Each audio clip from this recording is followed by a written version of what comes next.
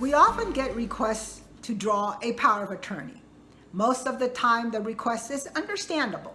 The client is leaving the country, going on vacation, and not able to execute documents. However, in this day and age of electronic signatures, by just pressing a button on the phone, the only documents that really need to be signed in person are the documents that need to be recorded: the grant deeds, the quitclaim deeds, and of course, borrower-buyer loan documents.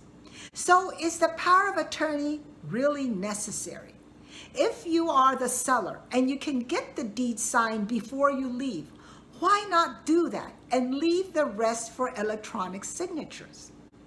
The preference for escrow and title is that all documents be executed by the actual party, especially documents that affect the ownership of the property.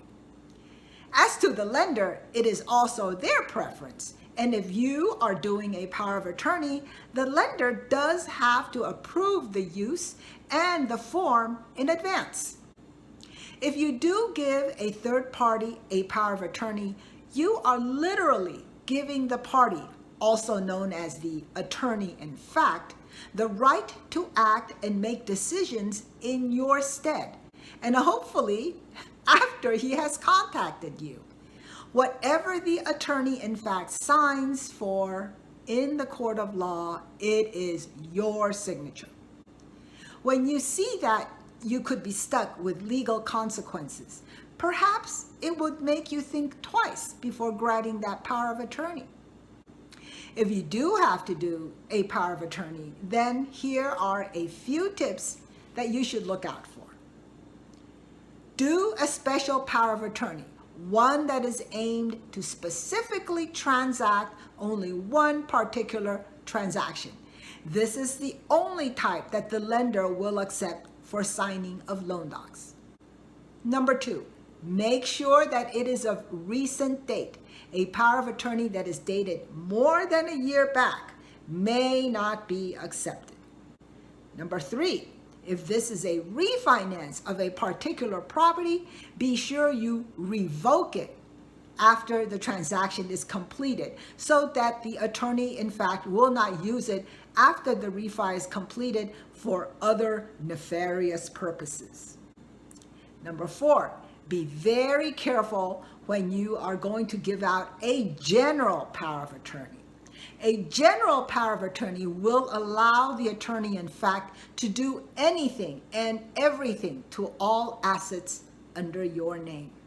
And number 5, if you are doing a transaction under a trust or a corporate entity, you will not be able to give a power of attorney to a third party, not unless the trust agreement or the corporate entity documents specifically allows you to do so. So, is the power of attorney necessary? Giving it is an act of faith. So think before you act. Plan ahead. If you can get the necessary paperwork signed beforehand, do so. The power of attorney should only be used in emergency situations, like for signing a document that has changed and now you are not available to re-sign it, and this document has to be recorded.